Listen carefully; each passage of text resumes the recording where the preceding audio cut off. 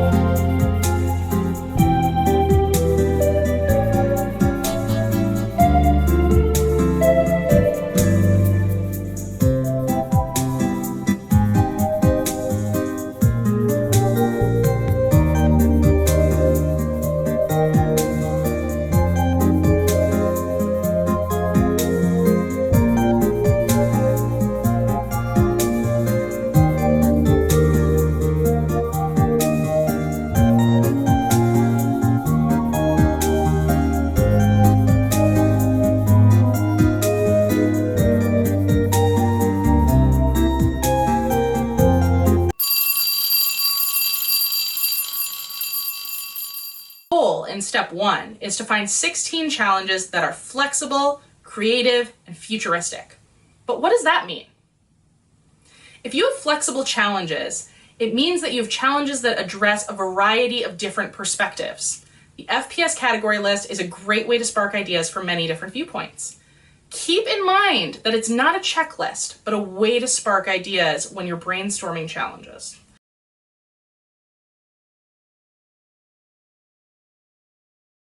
Challenges should also be creative. Try and find issues that others may not have considered.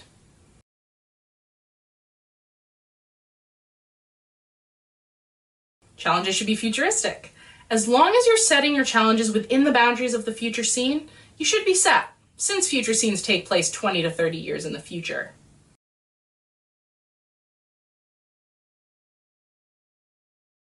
Using research to back up your ideas is great. It's encouraged. But if your future scene is discussing a smartwatch and you focus on issues with virtual reality glasses, that's not the target unless you make it relate back to the situation presented in the future scene.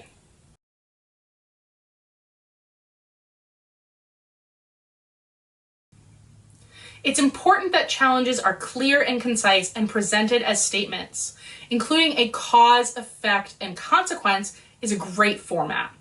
The cause is generally a fact from the future scene, but it could also be something from your research that relates to the situation. Then, explain the effect of the cause, and finally, explain the consequence. Why is this a challenge? What is the outcome of the cause and effect?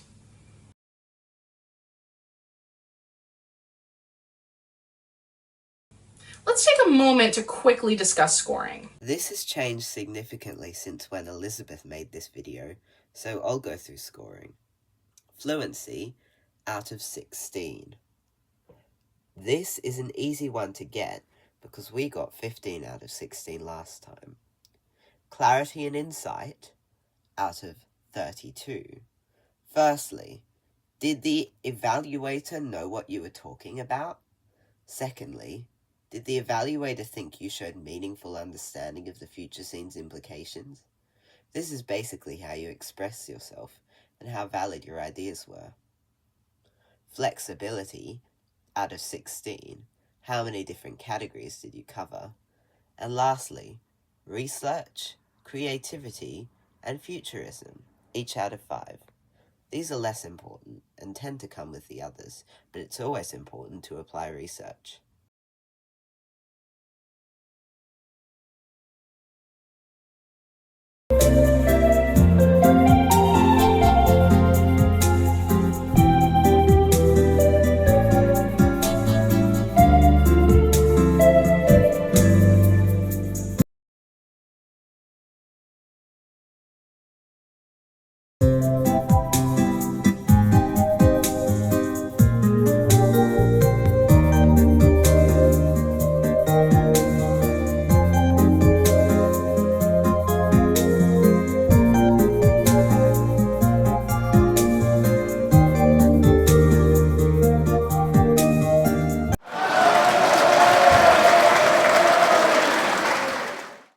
The UP should state an important area of concern from the future scene that, if solved, would have a large and positive impact on the situation presented.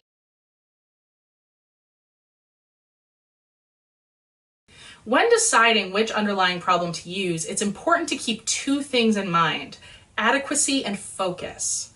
For adequacy, ask yourself if you're addressing a major and significant issue within the future scene. Look back at your challenges. Are all of them major and significant issues?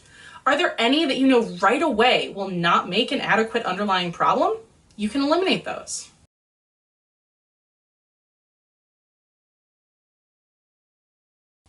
Now let's look at focus. You should be focusing on one piece of the future scene to make your underlying problem solvable.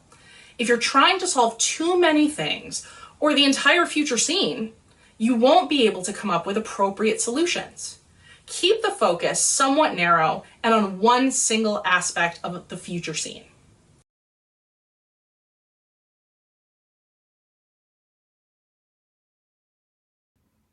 I'll take you through the format of an underlying problem.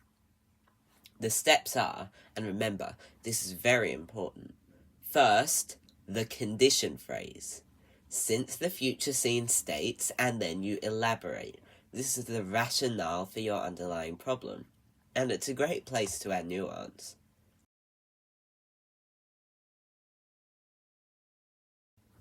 Second, the stem.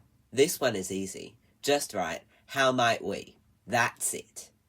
Third, the key verb phrase. It's a verb moving in a positive direction for the situation in the future scene, but having low modality. How might we improve? How might we reduce? Never how might we ensure. That's too high modality.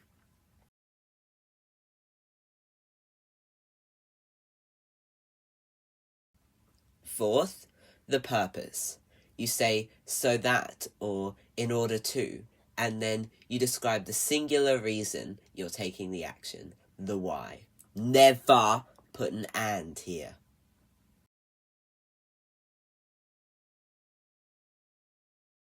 And lastly, the parameters. Topic, place, and time. There are 3. However, having 2 parameters isn't considered to be a fatal flaw. Append them to the end.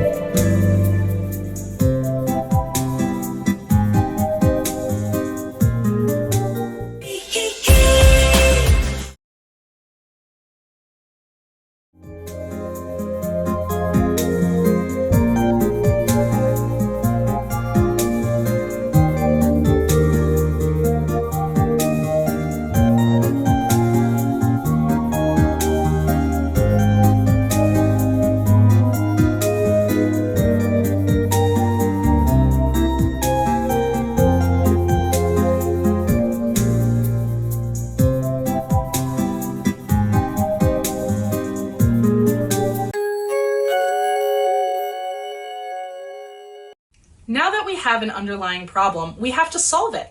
However, it's important to not just take the first idea that comes to mind and run with it, which is why we focus on producing so many solution ideas. The objective when writing solutions is to create many, varied, and unusual solution ideas that respond to the goal identified in the underlying problem.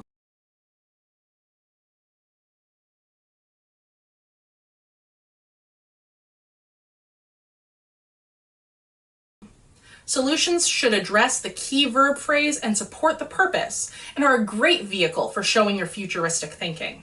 Use your research, think about what may be coming in 20 to 30 years, and create some incredible solutions. Just like in step 1, identifying challenges, teams can create up to 16 solutions.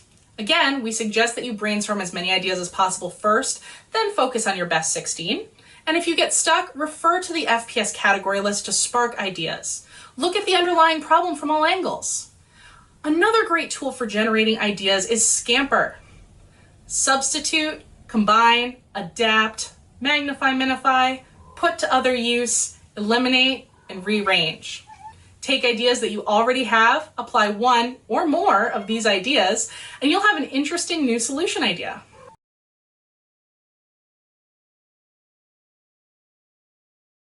Now that you have these ideas, how do you turn them into relevant and elaborate solutions? A relevant solution is written in statement format using YALL to indicate a specific action that will be implemented in response to the goal established in the key verb phrase. It also supports the objective stated in the purpose and operates within the confines of the future scene. An easy way to check for relevance is to ask yourself, does this solution solve the underlying problem? The answer should be a resounding yes. If not, work on it a little more.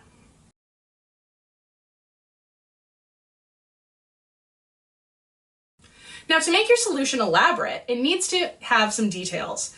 Include at least 3 of the following. Who will carry it out? What will be done? How will it be done? Why will it solve the problem?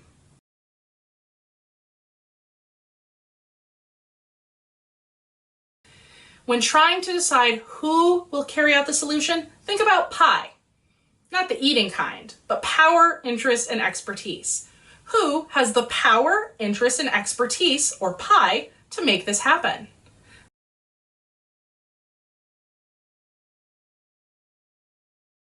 Then describe what the who will do. This is the main part of the solution, so make sure you're being specific. Explaining how the solution will be accomplished and or why it will solve the problem, along with these other pieces, will give you fully elaborate solutions.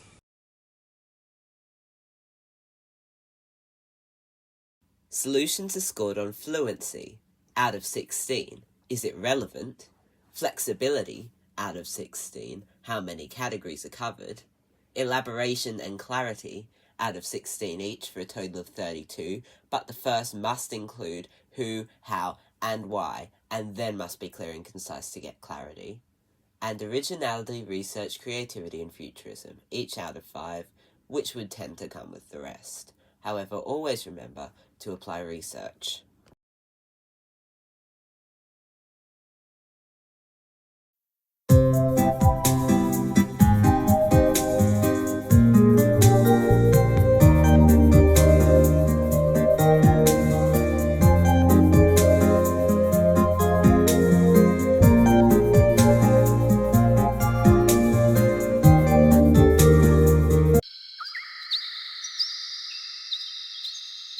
The criteria and matrix are the simplest part of the booklet, in my opinion. First, 5 criteria need to be made. It's best to make them targeted, but also single parameter. Focus the criteria on the future scene, but also the underlying problem.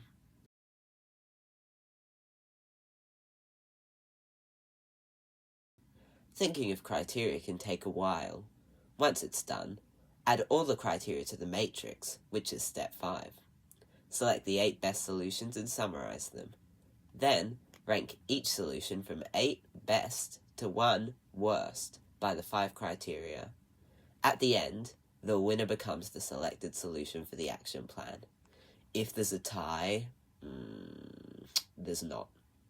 Make sure to double check your calculations. Silly errors matter here.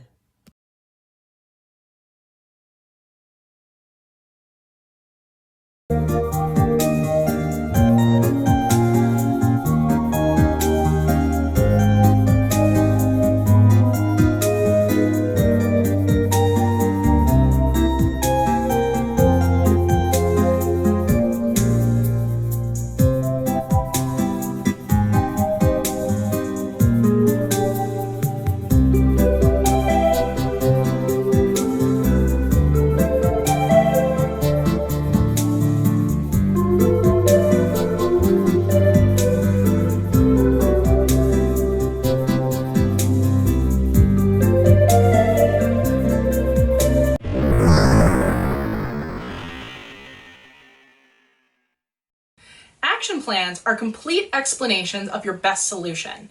This needs to be the solution that scored highest in step 5.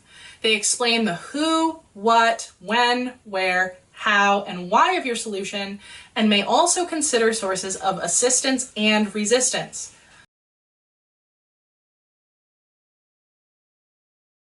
A successful action plan considers how the plan will address the underlying problem, how it will make a positive impact on the future scene. Look back at your charge for this one.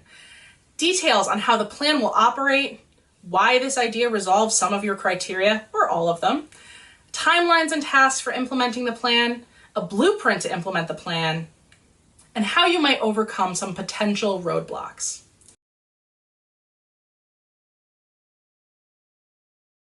Now, teamwork is very important for the action plan. Though one person will likely do most or all of the writing, all members should have input on it. There's no set length, and it's important to be thorough. That said, it does not need to be pages and pages as long as you are answering the points mentioned.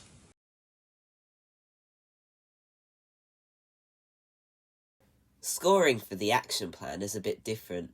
It has 95 points on offer, which is more than any other section. However, it is very wishy-washy and subjective.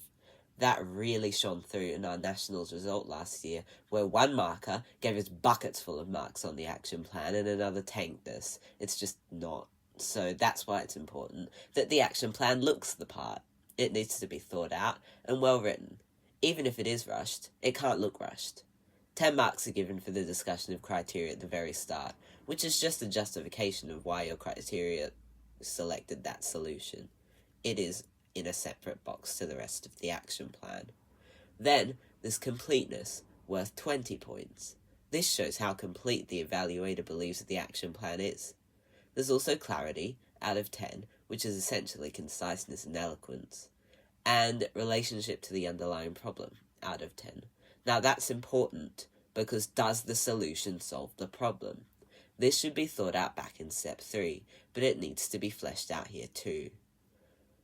Humaneness is scored out of 10, which measures the positive constructiveness of the action plan, but generally we aren't suggesting decapitating people in our action plans, so that's not really an issue. The impact on the future scene is scored out of 20. How well does the solution in the action plan solve the issues within the future scene? Will people in the future scene benefit from this solution? These things need to be thought out. It can be very difficult to think about this, especially at the end of 2 hours of solid focus, but it's important to consider that in depth. And lastly, research, creativity, and futurism, out of 5 each. The latter two are a bit wishy-washy, but researching is important in all aspects of the booklet.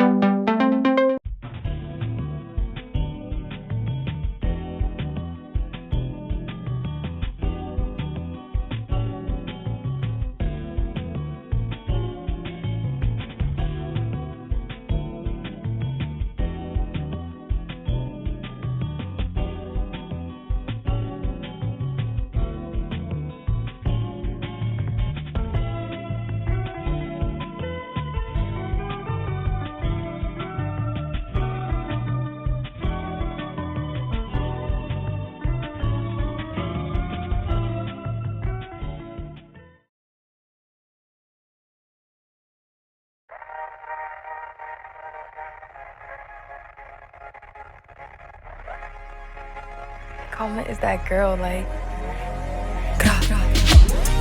We're not being wishy-washy. I'm saying that. Addicted to betrayal, but you're relevant. You're terrified to look down. Cause if you dare, you see the glare of everyone you burn just to get there. It's coming back around.